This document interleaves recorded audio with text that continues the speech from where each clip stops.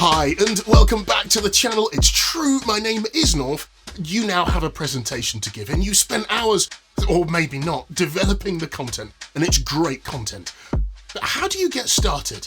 And how do you end your presentation? So for starters, you could say something like, hello, I'm sorry I'm not very good in front of lots of people. Or you could choose to tell a joke that gets people's attention. Hi, good morning. Did you hear the one about the and that joke happens to fall flat on its face?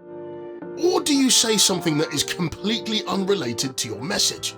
Squirrel! There's definitely a few surefire ways not to begin your presentation. You'll be pleased to know that there are many more imaginative ways to get your presentation going. So in this video, I'm going to share a few ways of how I've actually begun my presentations, and I hope they'll inspire you to start your presentations a little bit differently. So, as is customary on the channel, strap yourselves in and let's get started.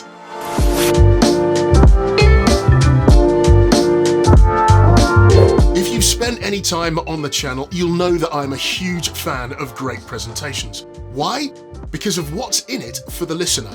Presenting is rarely about the presenter. It tends to be all about the value that you give to the receiver. And if you spent the time crafting the content of your message, you want to get it off to a flying start. So in this video, I'm going to cover off a few ways of how you can get your presentation off to a great start and how you can bring your presentation to a great ending without hitting a wall or hitting the floor, which is not what you want, right? One of the things I will always do at the beginning of any of my presentations is to ensure that there is dialogue. In other words, where it's appropriate, making my delivery interactive.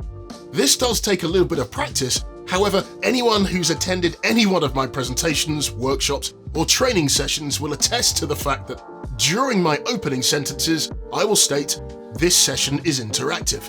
So I'll be asking you questions and I'll be expecting engagement. Is that all right? Typically, the first time I say that, I get crickets or I get tumbleweed. So I'll need to ask that question again.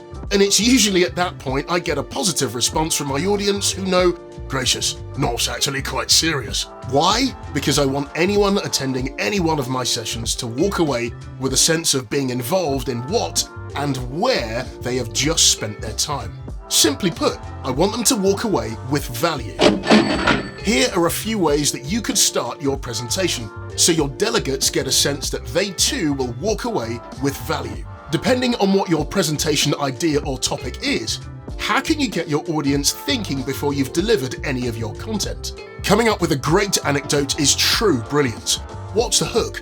What can you say that will get your audience mentally thinking so their minds are opened up before you get going with your presentation? As you know, pictures speak 1,000 words.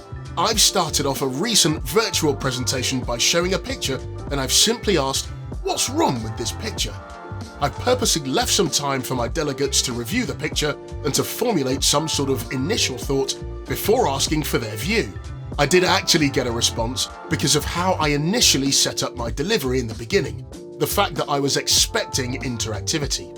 You could ask a big cerebrally provocative question.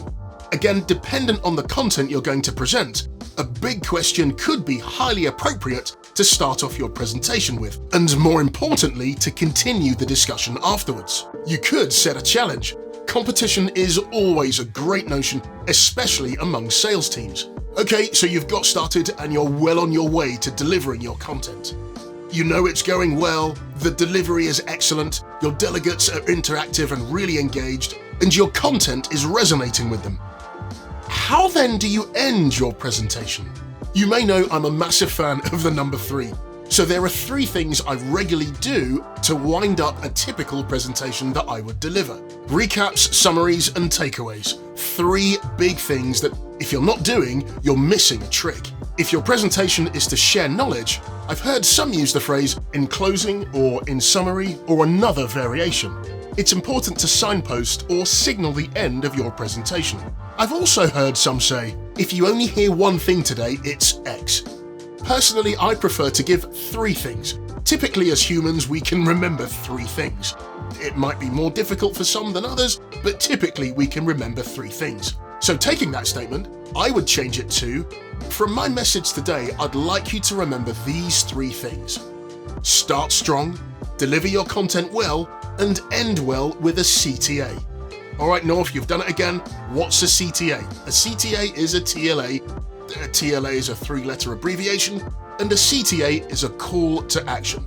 Even though you may be just presenting knowledge, you could be missing a trick by not adding a call to action. What is it you want your delegates to do differently as they leave versus before they arrived with you? Leave them with an action to continue to build upon the message that you've just told them. Remember, it's what's in it for them that matters. If you have the time and it's possible, leave your delegates with an "and finally," a small relevant anecdote that brings your story to life in a real way. We looked at some great creative ways to start your presentation and some ways to end your presentation. Remember, the key here is engagement. Put yourself in the delegate's shoes.